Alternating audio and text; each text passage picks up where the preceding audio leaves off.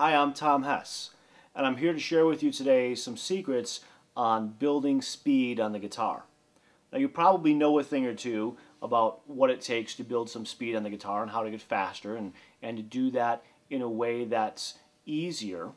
But frankly, there's a lot of myths and some misconceptions about how to build speed and how to do it in a very effective way and efficient way, and basically just how to progress much faster than the typical guitar player does. So what I'm going to do first is share with you some misconceptions and some myths about some things that you probably heard about, you probably know or have experienced, but they don't work in quite a good way. And then I'm going to share with you what the answer is. I'm going to tell you exactly how I built my own guitar speed over the years, and just as importantly, how I've helped many, many other guitar players through my online guitar lessons become virtuoso guitar players, or at least very good players with a lot of speed for those who pursued that specific goal. Now, I mentioned a minute ago about myself teaching online guitar lessons, and this video, what you're seeing now, is a small sample of what a lesson with me might look like. Now, basically what I'm going to do is go through the problem, define the solution for you, tell you exactly what it is in this sample. If you were an actual student of mine, I would go much, much further after the part that you're about to see and go into a lot of depth about how to implement and specifically practice the ideas so that you can transform your guitar playing in a very short period of time. But since this is just a sample, I'm going to keep it short and give you some things to think about and start working on your own.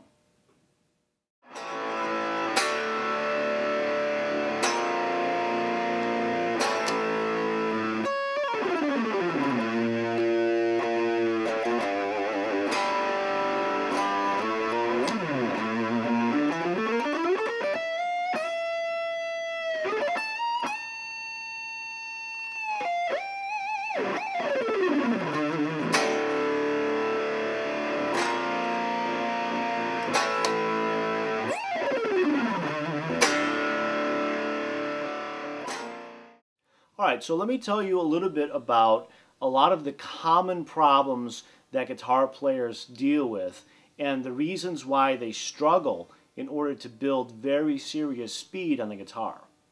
And the very first misconception or problem that many people have is that their original goal or strategy for building speed usually is totally wrong.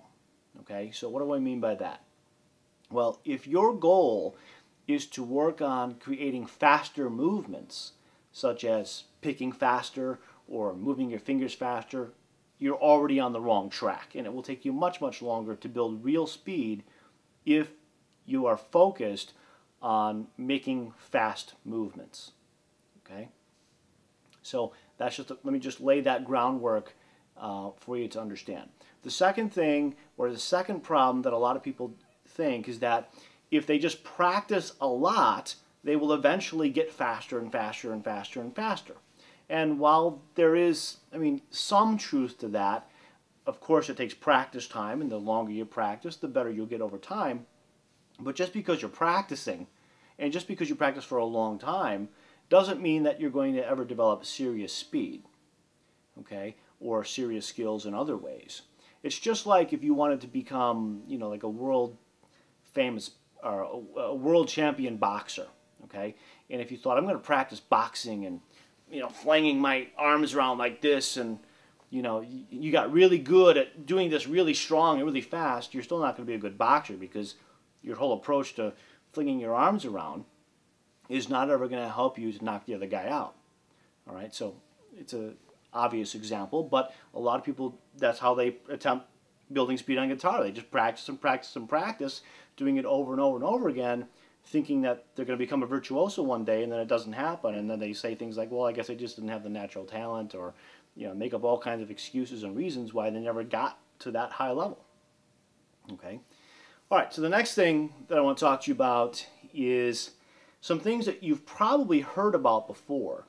If you've been around for a while, or if you're relatively experienced, or if you've been reading a lot of articles online, or there's a couple of books out there that are relatively good books that focuses on the subject of tension and on economy of motion, efficient movements. And I don't mean to discount or discredit those ideas, because those ideas of playing with the least amount of tension possible while still playing well, that concept is relatively good. Okay, it's often misunderstood, but the concept itself is fine. But that idea in and of itself is not going to lead you to become a virtuoso guitar player in a relatively shorter period of time, because it is just one part of many that's required to build speed and to build it, quickly and easily. Now, the other issue is something I mentioned about a minute ago, which is economy of motion. And many people or many teachers focus on getting people to use the smallest amount of movements possible, no unnecessary motions, and keep your left hand fingers really close to the neck, and make sure that your pick doesn't move any more than it needs to move, etc., etc. This concept in general is also, has a lot of merit, but just by controlling the efficiency or the economy of motions by itself is likely not going to lead you to have great breakthroughs in speed in a short period of time. Okay, so again, both concepts are good, but they're incomplete in terms of developing high speed and doing it in less time. Okay, so what is the answer? What is the thing that I've used to build my own speed and the thing that I've used to help many, many other guitar players reach the virtuoso guitar speed level? And that is that each hand, fretting hand and picking hand, is best trained with separate strategies. And this is really a secret, because when you read about building speed, when you hear about other players talking about it, when you research this online or buy books or whatever,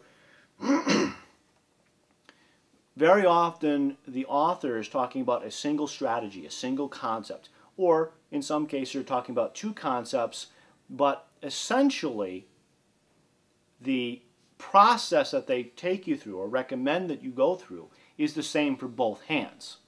Okay? What I'm suggesting is that each hand should have its own strategy. Why? Well, it's pretty obvious if you think about it. Each hand has totally different tasks that it has to do when playing, and each hand has its own problems. I mean, each hand is in a totally different position, has totally different role, etc. So to have one strategy for both hands, I mean, doesn't that just common sense tell you that that might not be the best thing? Well, sure it does. But you may not have thought about that piece of common sense until maybe like right now, okay? Like most people do. All right, so what are the specific strategies that I'm talking about for each hand? What is the solution? What is it that I do? What is it that other people do to develop high speeds in a relatively short period of time?